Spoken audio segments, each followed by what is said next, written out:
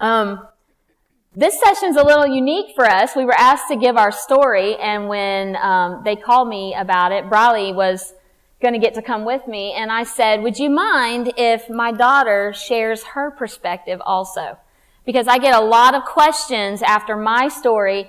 How did this affect your kids? How did it affect your family? And I thought, it'd be kind of fun to let her share in that. And they have really been precious in honoring her and putting her up there. And she's like, Mom, I don't even know what I'm up there doing. But it's touched my heart to see them honor her like that. So you're going to hear her side. So I'm going to start with my side of the story. And then she's going to share her side of the story. And her biggest concern right now is that I keep an eye on the clock. She's like, Mom, you got to watch the clock. And she's right. I do. My husband and I just went to the Cove in Asheville, where Billy Graham's little museum, and they have like 12 or 1,500 acres there, and it's a retreat place for people to come in and do Bible studies and all this different stuff. And we had never stopped there, and it's a beautiful little chapel. And they had a pulpit, one of Billy Graham's traveling pulpits. And on that pulpit that they would travel with, it had 3 different lights on it that gave him a 15-minute warning, a 10-minute warning, and a 5-minute warning. I was like, I need to take that with me. So my story begins, it's kind of hard to tell a story. I have a very unusual story, and there's a story that says hindsight is 20/20, and you can look back and understand a lot more. Or there's the story of where you are and work your way through it. And I thought, where do I start? Do I start here where we are? But I'm going to start at the beginning, because I think it's best to walk you through the emotions that I dealt with at the time. I will have to start with 2008, and my little girl Macy was a nursing baby, and she was cutting teeth and bit me a little bit when I was nursing her, and which was no big deal. Babies do that, except that it got infected, and I got mastitis really bad from it, and a red streak went all the way up over my shoulder. Got some antibiotics. I had to go to the doctor. Thought we had it taken care of, but from that point on, I started having some really weird symptoms. Like feeling like a little electric shocks over me, extreme fatigue, feeling that I just could not get with it, just mom stuff.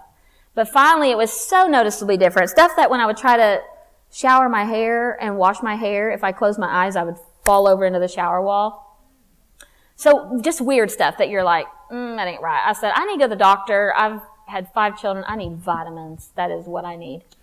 So I go to the doctor, tell him I need vitamins, and he runs my blood work, and he said, you don't need vitamins. Everything is great. He said, but I'm going to send you to a neurologist because I'm worried you have MS. And I'm like, what is MS? He said, well, we'll just send you to the neurologist and see. So I go to the neurologist, and they did a brain MRI, because I guess that's what they do looking for MS. And they said, no, everything's fine. I'm like, okay. So they're like, well, we're going to send you to another neurologist. Okay.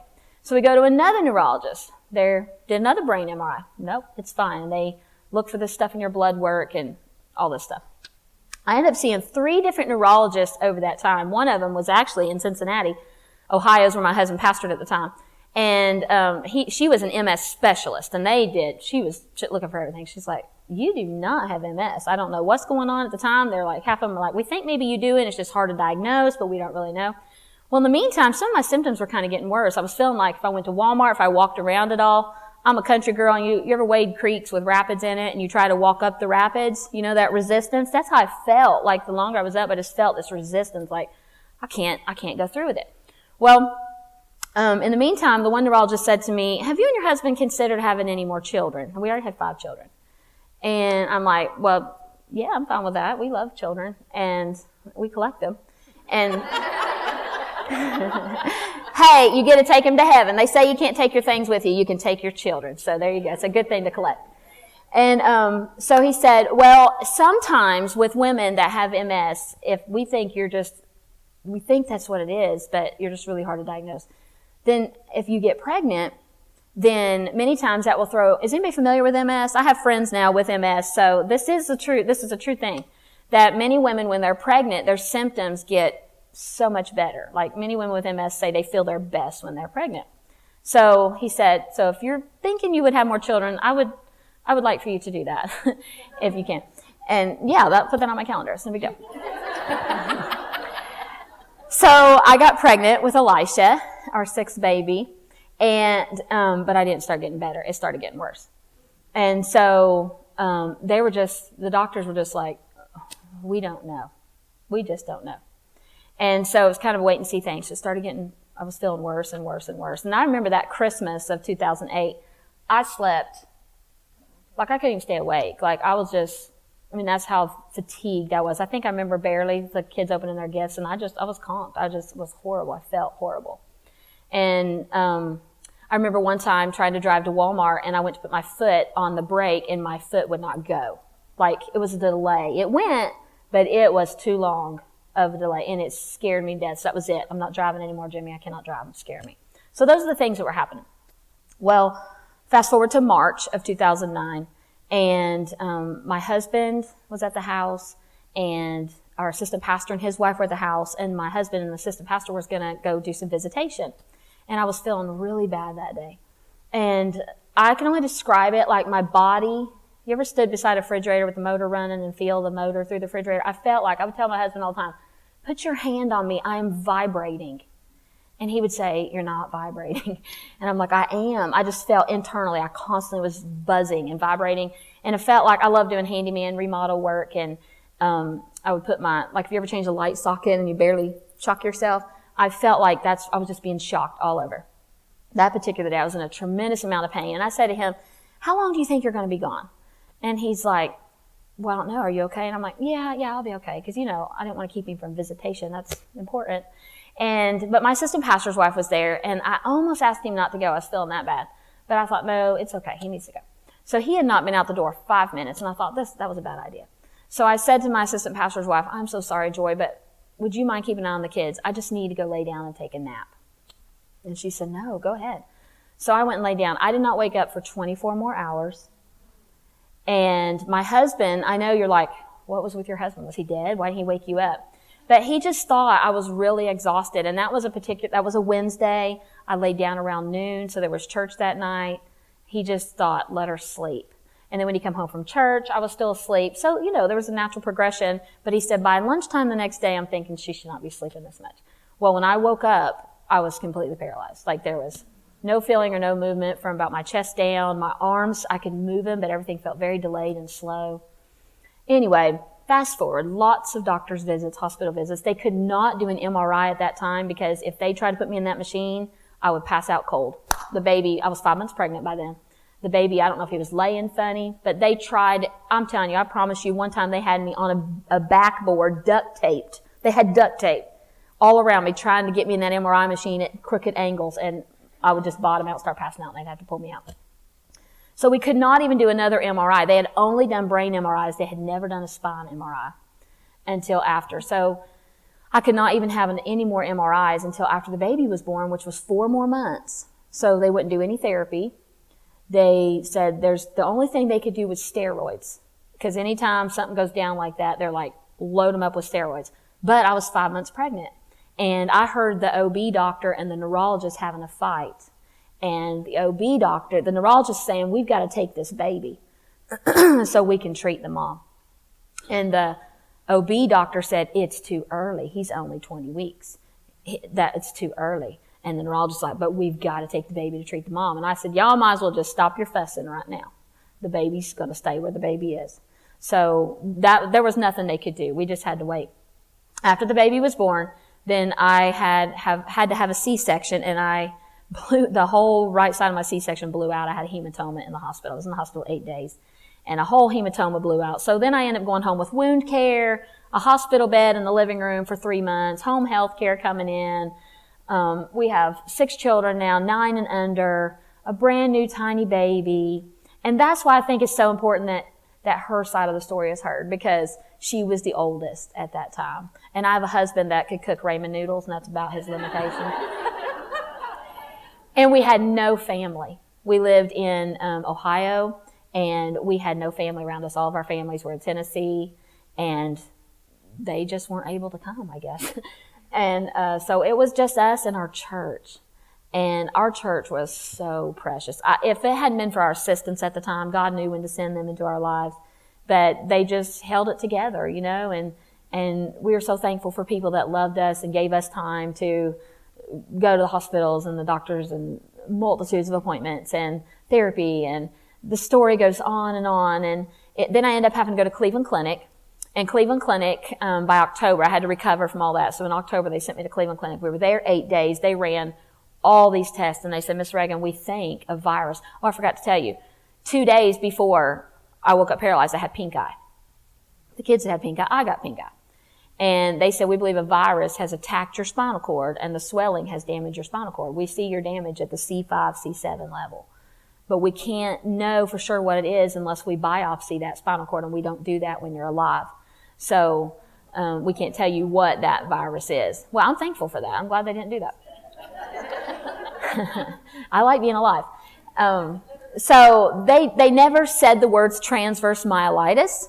They just said that's what we think. So we really went to Cleveland Clinic looking for answers, and we found out a lot of things it was not, but we still came out with question marks. And that was kind of a hard thing for me to go through. And because I developed then a lot of anxiety. Like, I was afraid to go to sleep. And if I got a toothache, I would tell my doctors, at this point, I'm afraid if I have an earache, I'm going to die. Because you never know what happened in your body and what your body did to you. So it led to a lot of anxiety. And that's when you really learn to fall into the arms of Jesus. And I want to give her time to say, and I want to conclude with a few Bible verses that really helped me. But after Cleveland Clinic, then I went through a year of therapy. We put 500 miles a week on our van to drive to Cincinnati from where we lived in rural Ohio, and did a lot of therapy. I got a little return. My arms and hands are stronger. If I get really tired, I wimp out. But I really should be very limited with a spinal cord injury. It's a high-level spinal cord injury, very similar to Johnny, actually. I think she's a C6 spinal cord injury. But mine was considered non-traumatic spinal cord injury. And I'm like, really? Because that felt pretty traumatic to me. But it wasn't caused by a gunshot or a car wreck or anything, so they call it that.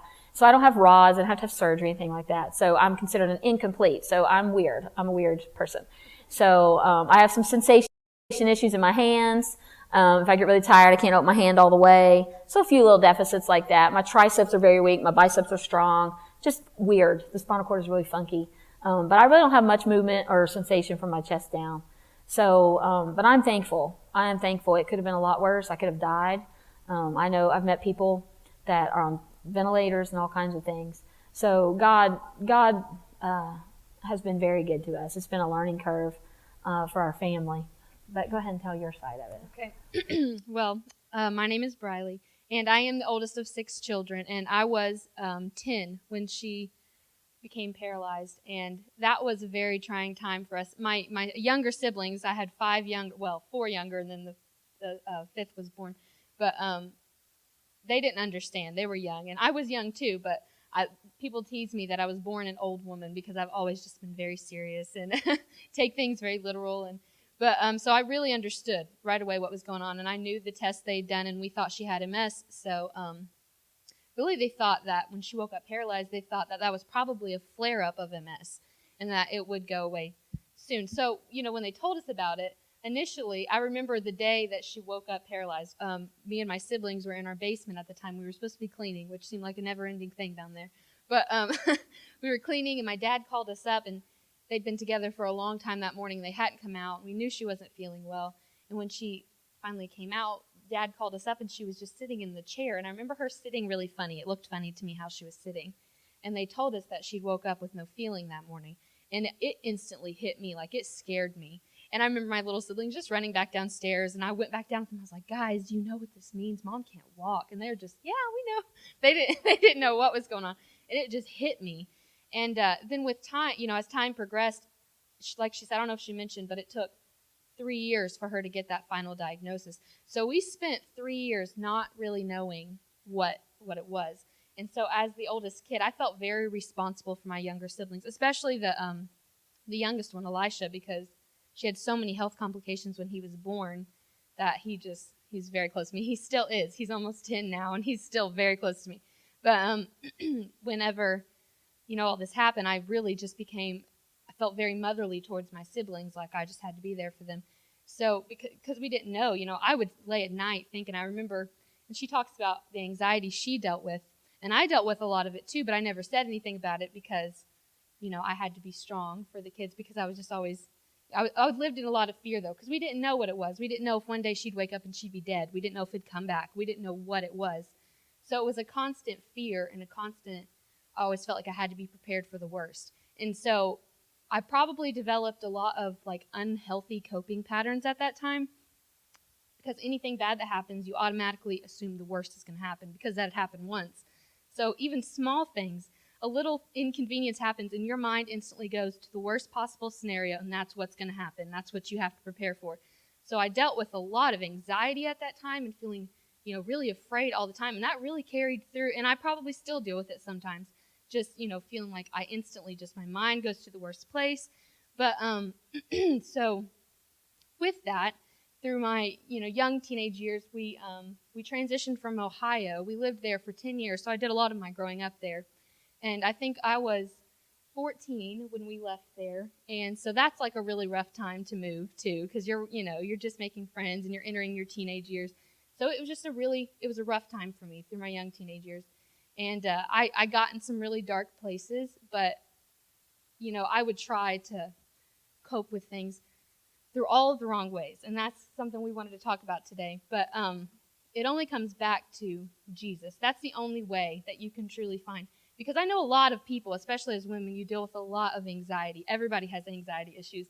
So it's not unique to me. And I realized that with, branching out and starting to talk to people and reading some really good books. And I realized that, it's not just me, because I'd never talked about it. I just always stayed so quiet. It wasn't just me that was scared. A lot of people deal with things like this. So what can we do to get through that? And that's something we wanted to talk about today. But I would feel so scared, and my mom, and I remember she would sing this song to us when we were really, really little, and I think it started out the first time I remember her singing this song to us, we had a tornado warning, and we were all really scared that a tornado was going to come, and it was just this simple song, "When I am afraid, I will trust in him," and I remember I'd feel like really overwhelmed by something, and I would just my mind would go back to that little song from when I was little, and I would just think, as much as this scares me, and I want to put this on me and take it for the whole family, I don't have to, because I am a Christian and I can put that load on Jesus and he will carry that for me. And so no matter all these things that I tried to make me happy and to not be scared and to just constantly distract myself from things I was afraid of, that when I would never feel any kind of comfort. Maybe for a few minutes or a few days or a few weeks, you'd be distracted. But until you got to the heart issue, and I'm not really fully trusting Jesus with my life until I take my fears and anxieties and put it in his hands and let him just handle that for me. So I still deal with that, but I just have to remind myself, that Jesus is there no matter how overwhelmed and scared I get about things. And still sometimes, her health is in a great place now, but I still worry about her. Actually, we tease all the time. We love being together, and I actually got hired by the government to be her caretaker. So I'm with her all the time. And so and it's really, it's taught me, though. I gained a love for the medical field going through that. So I'm in school to be a nurse now, and so there have been some really good things that have come from it. And so I know where God was working, and I've been able to see through my life how God has worked her story into blessing so many other people. So it makes sense. And like she said, hindsight's 20, it makes sense later. And, there's still times where you wonder, why do we have to deal with this as good Christian people? Why do we have to go through this?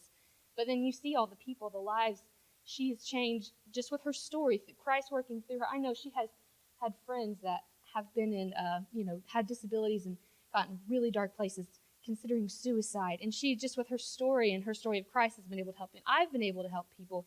I work with kids with disabilities in the summer, and I get to work with their families and other siblings and family members and how to deal with something that traumatic happening in your family. And we were really blessed that we didn't have, her injury was not, she didn't have to spend a lot of time in the hospital. She did some, but she wasn't injured. It was something that happened. So we are blessed in that way. There's always someone worse than you, they say that. But, it really teaches you a lot. And so dealing with all that anxiety, and she did too, and she'll go more into depth in how she dealt with a lot of stuff and some verses that really helped us through. But I just wanted to talk about that today, because I know that sometimes as family members, you worry about people and you worry about things, and that can just get really overwhelming sometimes. So I'm going to let her go back and explain some of the verses that we would read through as a family and that she got through to help her through some things. We're doing good. It's 9:35. Yeah, I know, right? We were practicing. Good job. Well, I think there's some scriptures that really I had to cling to. I think, tell me your name again. Yes. Heather, we were talking last night, and she was sharing some of her story. The Lord's helped her through, and she was saying sometimes you hear philosophy, and then you hear, oh, we're all better, and you're like, how did you make that? How did you bridge that gap, right? So yeah, God is good. Yeah, God is there, and yeah, God's a present help. Okay, great. Plug it in for me. I'm a very practical plug it in, because if we can't apply it, you've lost me. It's like, sometimes it feels like raw theology. It goes down like a carrot, you know? So let's puree it and add some brown sugar and make a pumpkin pie out of this or something. Anxiety and control. I think that's two of the biggest things. I lost so much control over, I remember her bringing, honey, we need to cook. So here's my hospital bed. Here's this little tiny baby there. And he is so cute with her. He's like, now, Mama, you know I love you, but she's my second mama too. I'm like, I know, Alicia. We've talked about that, haven't we? But they have a really precious relationship. And I do love that. I could not have went through that without Briley. But anxiety would hit me a lot in the night. I wouldn't even be dwelling on it, but I would wake up gasping for air. And sometimes I still do that. And I don't even think about it, but I think there's something deep in my brain that says, don't go to sleep. Don't go to sleep. And I don't understand all of psychology. It's there though. And so when that happens, I used to panic. Like if I would wake up gasping for air, I'd think, what's going on? What's the matter? And then you have this panic attack. And when you have a panic attack, then you're convinced something's wrong. And if they say, what are your symptoms? You're like, I don't even know, but I'm dying. That I know. Why are you dying? I don't know. I used to tell my husband, you've got to take me in the emergency room. He's like, okay, what's the matter? I'm like, I don't know. Something's bad wrong. Okay. What are your symptoms? I don't know. I just, and I really did. And I didn't even know I was having panic attacks. My mother-in-law finally said, have you considered you might have panic attacks? I'm like, what is that? I don't even know. And I looked it up and like all the symptoms I had, like everything but two. And I was really relieved about that, if you want to know the truth. That made me think, oh, I would rather think I'm dying and not be. I have a weird brain. Than to really be dying. And I used to tell myself, seriously, you are not dying. You are fine. Girl, you are fine. Get your mind off this. You are fine. And I would brainwash myself with that until I would calm back down.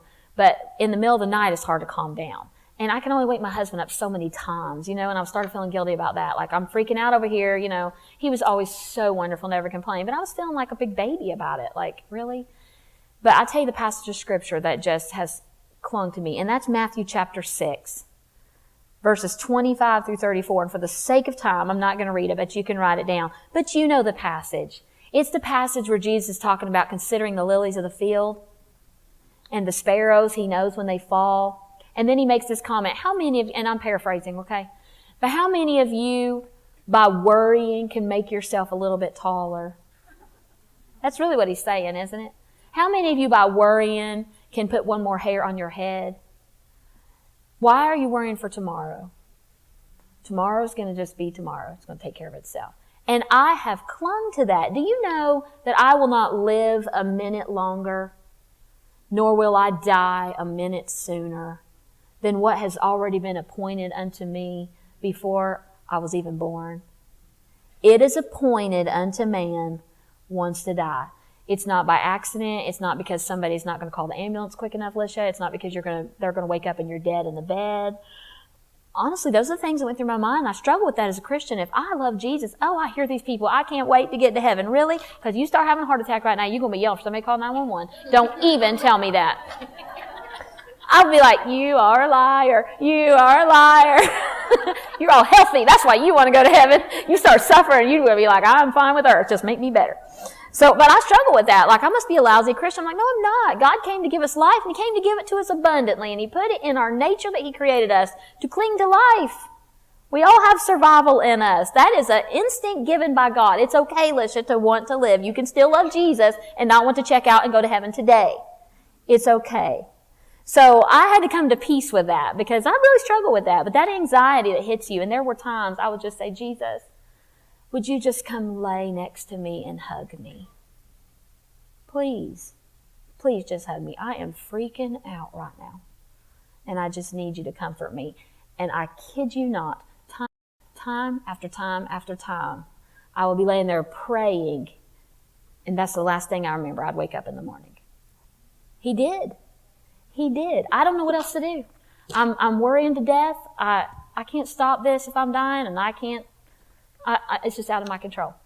And I think we struggle with that, ladies. We're all control freaks. And we need to know how to manage this. And it's just like, no, you cannot manage this. I love you, Alicia. Your life is in my hands. You're going to have to trust me. And we can trust him. What about answers? I need answers. I told you Cleveland Clinic. We finally did. I finally got sent to Ohio State University to a neuroimmunologist. And his name was Dr. Aaron Boster. And this about 3 years later. So all those times she was talking about, you're just left with what happened, what really happened. I know what they say might have happened, but what really happened. And he said he had MRIs in his office. He did an MRI. And he said, did a whole examination. He said, come back tomorrow, read your MRIs, come back tomorrow. We came back and they said, you're classic transverse myelitis. And basically that's a description. Transverse meaning it goes across the spinal cord, and myelitis means it hits the myelination, blah, blah, blah. So it's a lot of medical jingo that I don't know all that, but basically the swelling caused that. They think the car accident I had knocked my teeth out, put a weak spot in my neck. They think the infection from 2008 kind of just hovered around there and never really got cleaned up. And they think the pink eye finished it off. So kind of a series of unfortunate events. But God knew every one of those things. And you go back and say, well, we should have. I wish we would have. Did we? No. God knew, and he orchestrated it. So looking for answers was Hebrew 4:14 through 16. When I want answers, and that's where we come boldly to the throne, and we're promised we obtain mercy and grace. We are not told we will get answers. We are said, you come to the answer. You need me. I'm your answer, Alicia. And I'll promise you mercy, and I promise you grace every time you come boldly to the throne. So when I start thinking, I want answers, I think, and you got it. You go talk to him. He is your answer.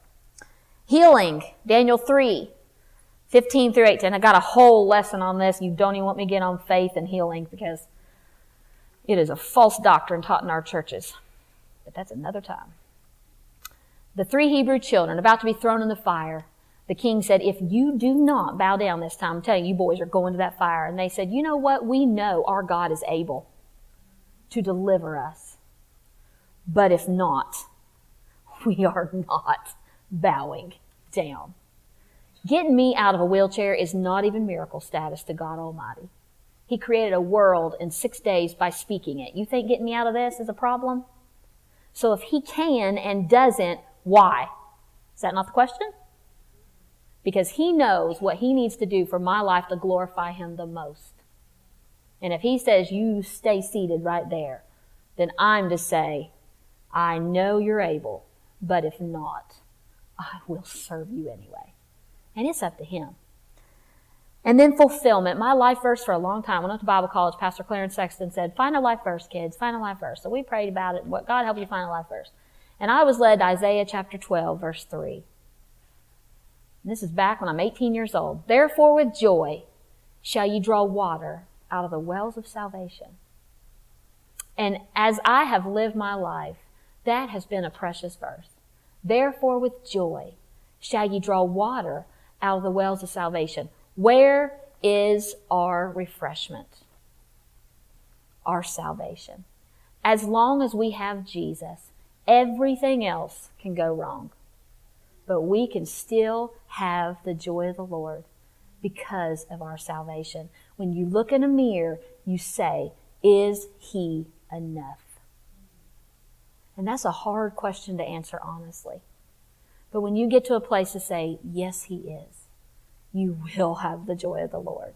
Because no longer do our externals drive our internal. He is enough. And he is the joy of the Lord. And that is our strength. So we are done. Good job. Thank you so much. Thank you.